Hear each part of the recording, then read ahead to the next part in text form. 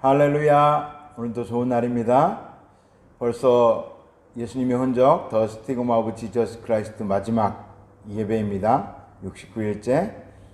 그동안 함께해 주신 하나님께 감사하고 또 모든 것이 하나님의 은혜였음을 고백합니다. 다 같이 사도신경으로 신앙 고백 드리시겠습니다. 전능하사 천지를 만드신 하나님 아버지를 내가 믿사오며 그 외아들 우리 주 예수 그리스도를 믿사오니 이는 성령으로 잉태하사 동정녀 마리아에게 나시고 본디오 빌라도에게 고난을 받으사 십자가에 못 박혀 죽으시고 장사한 지 사흘 만에 죽은 자 가운데서 다시 살아나시며 하늘에 오르사 전능하신 하나님 우편에 앉아 계시다가 저리로서 산자와 죽은 자를 심판하러 오시리라. 성령을 믿사오며 거룩한 공회와 성도가 서로 교통하는 것과 죄를 사하여 주시는 것과 몸이 다시 사는 것과 영원히 사는 것을 믿사옵나이다. 아멘. 요한복음 21장 12절부터 14절까지입니다. 예수께서 이르시되 와서 조반을 먹으라 하시니 제자들이 주님이신 줄 아는 고로 당신이 누구냐 감히 묻는 자가 없더라. 예수께서 가셔서 떡을 가져다가 그들에게 주시고 생선도 그와 같이 하시니라. 이것은 예수께서 죽은 자 가운데서 살아나신 후에 세 번째로 제자들에게 나타나신 것이라. 말씀드렸듯이 오늘은 예수님의 흔적 69일째인데 마지막 영상 예배입니다. 요한복음을 아치면서 또 성도님들에게 고난이도 문제를 하나 드려볼까 합니다. 첫 번째 질문입니다. 예수님은 부활하신 후에도 여전히 인성을 가지고 계신가? 두 번째 질문은 예수님은 승천하신 후에도 여전히 인성을 가지고 계시는가? 입니다. 쉽지 않은 질문입니다. 첫 번째 질문은 조금 그래도 쉽습니다. 예수님은 부활하신 후에도 여전히 인성을 가지고 계시는가? 답은 그렇습니다. 예수님은 부활하신 후에도 제자들에게 못 박히신 손을 만져보라고 말씀하셨고 창에 찔린 옆구리를 만져보라고 말씀하셨습니다. 그리고 누가복음에 보면 예수님께서 생선을 드시는 장면도 나옵니다. 부활하신 예수님은 여전히 인성을 가지고 계십니다. 그런데 그 전에 부활하시기 전에 육체와 부활하신 후의 육체는 조금 다릅니다. 인간의 모습이고 인간이시지만 영체를 가졌다 할 수 있습니다. 이것은 우리가 부활한 후에 우리도 그런 몸을 갖게 될 것이라고 하는 것을 보여주시는 것이기도 합니다. 그래서 나 윤국승이 죽어서 천국에 가면 나 윤국승인지는 알지만 다른 몸을 입게 되는 거죠. 그리고 예수님이 재림하셨을 때 죽은 자들이 먼저 일어난다고 했는데 그때에 일어나는 몸도 나 윤국승인 것은 알지만 이전의 몸과는 다른 몸. 그래서 예수님은 부활하셔서도 여전히 인성을 가지고 계시지만 육체는 이전의 육체와는 좀 다른 영체라고도 할 수 있고 그렇지만 눈에 가시적으로 우리가 볼 수 있고 만질 수도 있고 그렇다고 하는 것입니다. 그리고 두 번째 질문, 예수님은 승천하신 후에도 여전히 인성을 가지고 계시는가? 승천을 하셨습니다. 그러면 더 이상 우리는 인성은 가질 필요 없다라고 생각을 할 수가 있겠죠. 그래서 많은 이단들과 또 어떤 교단에서 그리고 캐톨릭의 어떤 신부님은 승천 후에는 굳이 인성을 가질 필요 없다라고 얘기를 하더라고요. 여러분, 예수 그리스도의 하나님 되심과 인간 되심, 신인 양성이라고 하죠. 이것에 대해서는 AD 325년 니케아 회의 때부터 본격적으로 교회의 종교회의의 주제였습니다. 그리고 그때부터 논의된 예수님의 신인 양성이 AD 451년에 칼케돈 회의에서 확정이 되었습니다. 첫 번째로 교회는 그리스도는 완전한 신성과 완전한 인성을 가지신 것을 고백한다. 두 번째, 교회는 한 인격체인 그리스도 안에 양성이 존재하며 이 신인 양성은 혼동이 없고 without confusion, 변함이 없고 without change, 분리가 없고 without separation, 분할이 없다 without division. 이것을 교회는 고백한다라고 하는 것이 칼케돈 회의의 주요 결정 사항이었습니다. 정리해서 말하면 그리스도는 본질상 하나님과 동일하시고 또한 인간 되심에 있어 우리와 동일하다고 하는 그리스도의 양성 교리를 교회의 정통 교리로 확립한 것입니다. 여기에 보면 변함이 없다, without change, 이 변함이 없다라고 하는 것은 예수님이 승천 후에도 여전히 인성을 가지고 계신다라고 하는, 그래서 그 모습 그대로 재림하실 것이라고 하는 근거를 제공해 준다 할 수가 있습니다. 그래서 여러분, 예수 그리스도는 지금도 여전히 우리와 같은 인성을 가지고 계신다. 이것을 꼭 기억하게 되시기를 바랍니다. 요한복음 21장 15절에서 19절입니다. 그들이 조밥 먹은 후에 예수께서 시몬 베드로에게 이르시되 요한의 아들 시몬아, 내가 이 사람들보다 나를 더 사랑하느냐 하시니 이르되 주님 그러하나이다. 내가 주님을 사랑하는 줄 주님께서 아시나이다. 이르시되 내 어린 양을 먹이라 하시고 또 두 번째 이르시되 요한의 아들 시몬아, 내가 나를 사랑하느냐 하시니 이르되 주님 그러하나이다. 내가 주님을 사랑하는 줄 주님께서 아시나이다. 이르시되 내 양을 치라 하시고 세 번째 이르시되 요한의 아들 시몬아, 내가 나를 사랑하느냐 하시니 주께서 세 번째 내가 나를 사랑하느냐 하심으로 베드로가 근심하여 이르되 주님 모든 것을 아시오매 내가 주님을 사랑하는 줄을 주님께서 아시나이다. 예수께서 이르시되 내 양을 먹이라. 내가 진실로 진실로 내게 이르노니 내가 젊어서는 스스로 띠뛰고 원하는 곳으로 다녔거니와 늙어서는 내 팔을 벌리리니 남이 내게 띠띠우고 원하지 아니하는 곳으로 데려가리라. 이 말씀을 하심은 베드로가 어떠한 죽음으로 하나님께 영광을 돌릴 것을 가리키심이로라. 이 말씀을 하시고 베드로에게 이르시되 나를 따르라 하시니. 우리가 너무나 잘 아는 말씀이죠. 오늘 본문에는 핵심 구절 둘이 있습니다.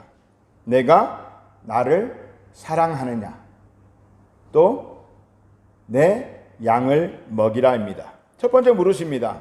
요한의 아들 시몬아, 내가 이 사람들보다 나를 더 사랑하느냐? 베드로라고 하지 않으시고 요한의 아들 시몬이라고 말씀하십니다. 예수님을 처음 만난 그때 그 기억으로 되돌리시는 것 같습니다. 그래서 다시 한번 마음을 새롭게 하고 과거로부터 쭉 예수님과 함께했던 그 시간들을 다시 한번 되짚어보자는 의미로 말씀하신 것일까요? 예수님을 세 번이나 부인한 베드로, 우선 그의 믿음이 회복되는 것이 먼저였을 것입니다. 그래서 예수님은 세 번 부인한 베드로에게 세 번 사랑하느냐고 물으셨을까요? 아무튼 이 사람들보다 나를 더 사랑하느냐고 물으십니다. 이것은 두 가지 해석이 가능하죠. 친구들을 사랑하는 것보다 나를 더 사랑하느냐. 두 번째는 친구들이 나를 사랑하는 것보다 나를 더 사랑하느냐. 아마도 두 번째인 듯 싶습니다. 수제자였고 또 부인한 자였기 때문에 베드로의 회복을 위해서 그렇게 질문하신 것 같습니다. 우리는 요한의 아들 시몬아, 내가 나를 사랑하느냐? 이 질문에 익숙하고 많은 관심을 둡니다. 그러나 예수님께서 갈릴리에 찾아오셔서 베드로와 제자들에게 하시고 싶은 말씀의 핵심은 내 양을 먹이라입니다.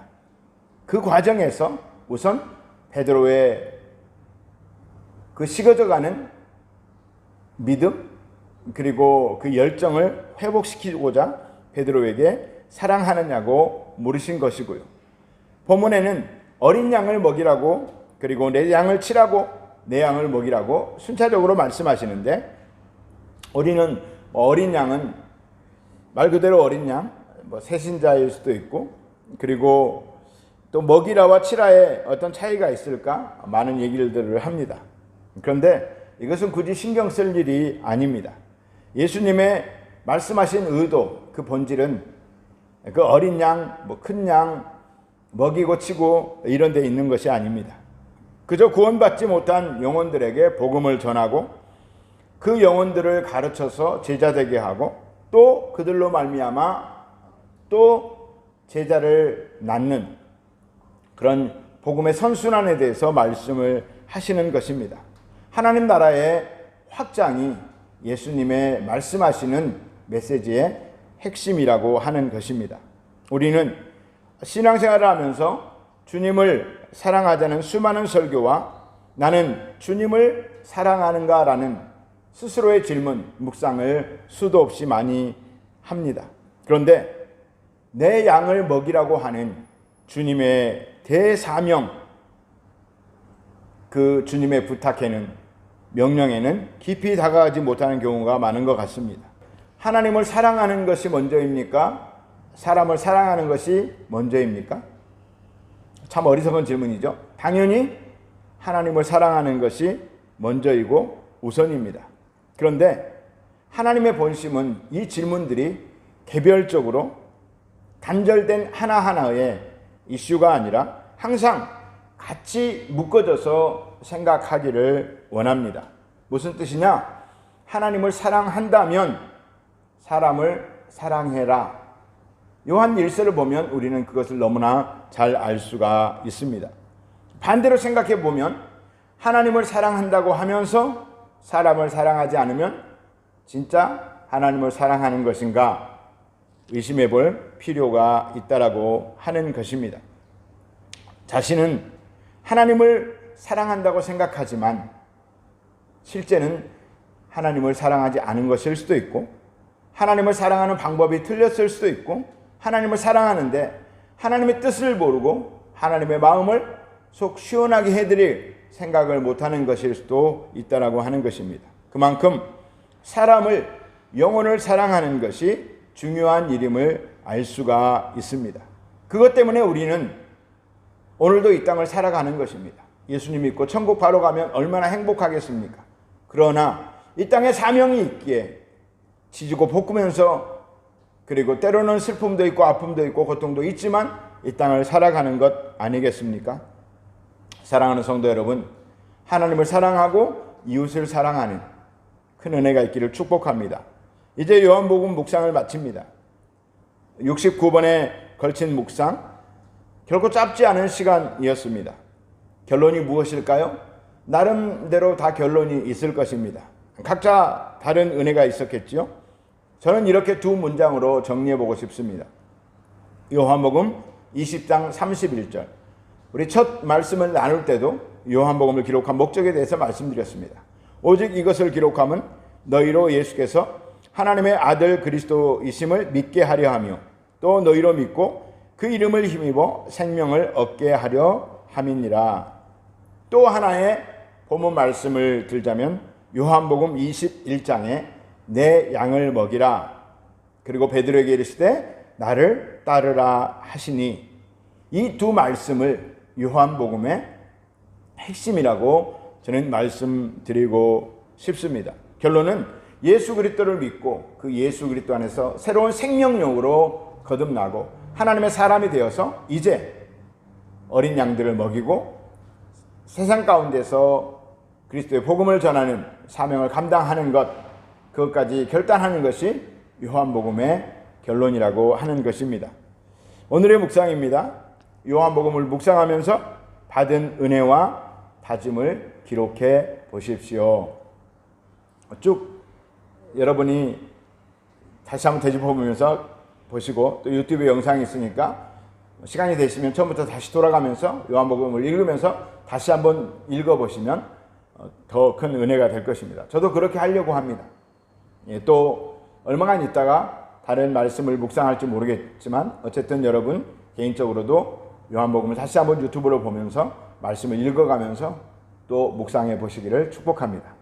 이제 기도하겠습니다. 하나님, 우리 안에 어찌하든지 예수 그리스도의 흔적이 깊이 새겨지게 하시고 강하게 각인되어서 예수 그리스도의 향기가 되는 귀한 성도의 삶이 되게 하여 주옵소서. 예수님만 영화롭게 하는 구할라는프 순복음교회, 예수님을 영화롭게 하는 일들, 영혼 구원의 일들이 많아지게 하시고 날마다 예수 그리스도를 믿는 사람들이 넘쳐나게 하여 주옵소서. 우리 성도님 한 분 한 분이 예수님의 제자 되게 하시고 그리고 또 삶의 여러 가지 문제들도 주님 은혜 안에 잘 해결되게 하여 주옵소서. 그리고 말레이시아와 또 대한민국과 온 세계 복음화를 위해서도 기도해 주시고 어려운 이웃들 난민들을 위해서 기도해 주시고 이웃 교회들을 위해서도 기도해 주시고 각자 문제를 가지고 이 시간 주여 삼창하고 기도하겠습니다. 주여 주여 주여.